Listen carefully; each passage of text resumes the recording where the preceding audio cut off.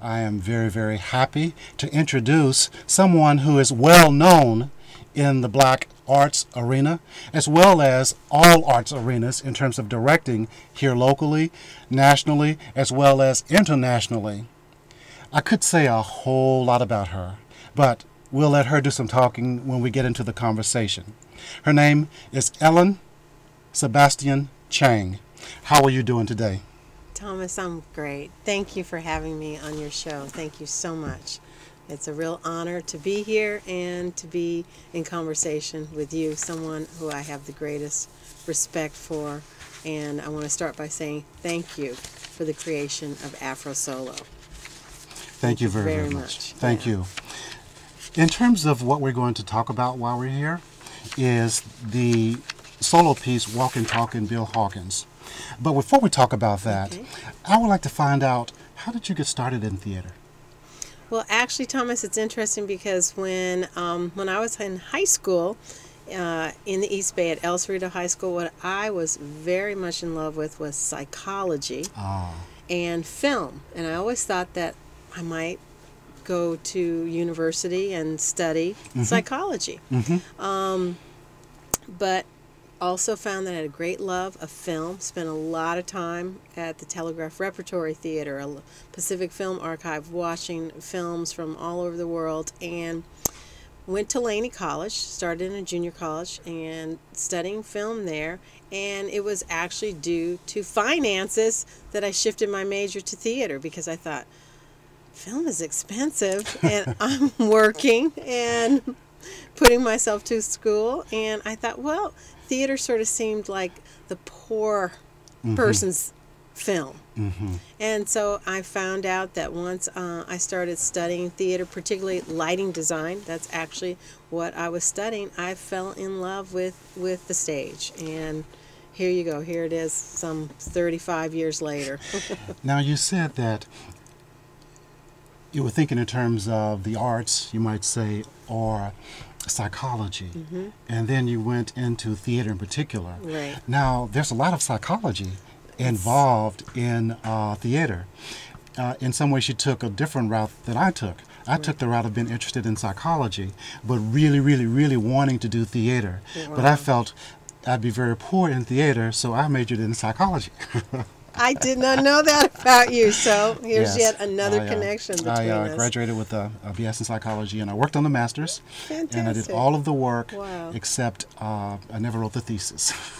I sort of got stuck at that point. Right. But in terms of what happens on the stage, and in terms of developing what happens on the stage, in your role as a director, when did you decide, oh, not only do I want to be in theater, but I would also like to direct? When did that metamorphosis take place? That very clearly took place. I was creating a solo show called Black Woman's Bed, and this was in 1980. And my intention was to design the show and write it, and the director that I was working with, Colleen Larkin, said, oh, you have to perform in this. So I ended up performing a solo work, Black Woman's Bed, and we ended up going to Paris and in 1982 and performing as part of a festival called Les Intérieurs. Wow. And that meant the interiors, and they brought in groups from all over the world, and each work was performed in a private home, or my piece, Black Woman's Bed, was performed in an architect's studio near the Opera House in Paris. And it was there that I got so inspired, seeing, walking into a castle and seeing a performance. And I came back and I had an idea that I wanted to do a play that would take place in a private home. Wow. And that it would be the coming-of-age story of a biracial girl who was African-American and Caucasian. And at that time, I was acquainted with a wonderful performer, Adela Barnes, and asked Adela if she would play the role of the grandmother, Mama. And so it took us about a year. We found a house in the East Bay that could accommodate 30, 35 people a weekend. And and I decided that I would write and direct this piece. I had never directed. Wow. So I had a lot of fear, and I remember at one point, and I visually could see the show, and I understood what I wanted to be. And I remember at one point, the lighting and technical person working with me on the show was Jack Carpenter, and I very distinctly remember being in the kitchen getting ready to direct Adela, and I turned to Jack and I said, I don't know what to do. And Jack said, just trust yourself. You do know what to do. And that turned out to be true. And that turned out to be true. And the show was a big hit. And we brought it over to San Francisco to a mansion in Divisadero. And it was sold out before we ever opened. And great. That was it. So in thinking about a director, what do you see as being the director's role in terms of the creative process in bringing a piece from the page to the stage? How would you define the director's role?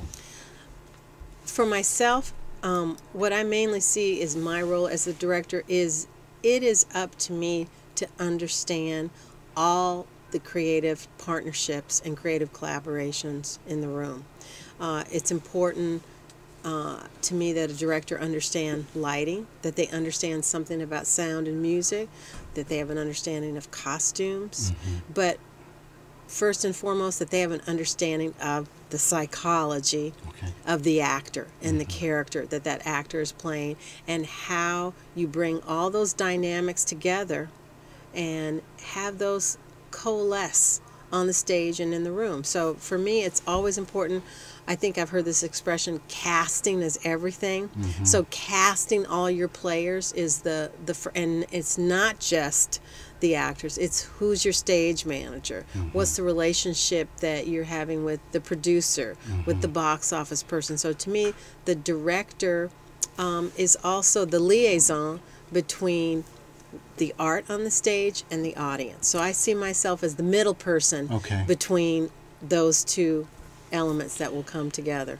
And do you see that as being a collaborative effort amongst all the different components or people who work with you to pull a piece together? I definitely do, but it's definitely a collaborative effort, and I always encourage people. I said, please bring me your ideas.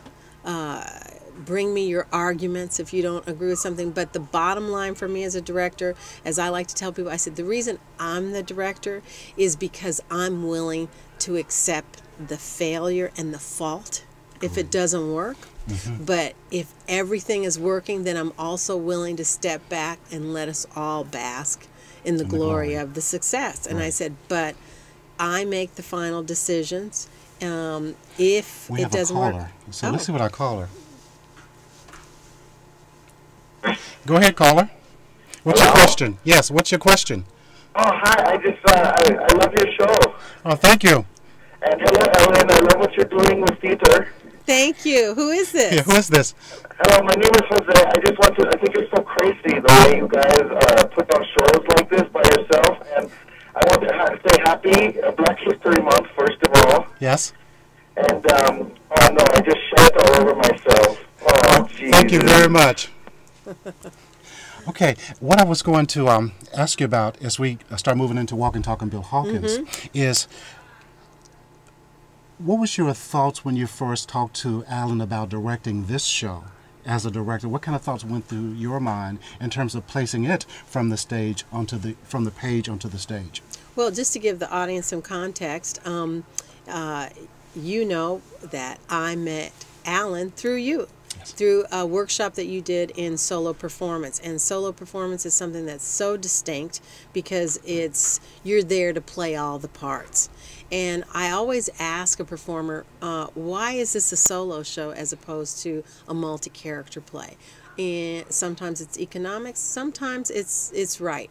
And so in working with Alan, the thing that I thought was the most important was for Alan to understand what was the journey of the character of Alan. Great. Of the character, not Alan, the person in real life, but creating a character out of himself.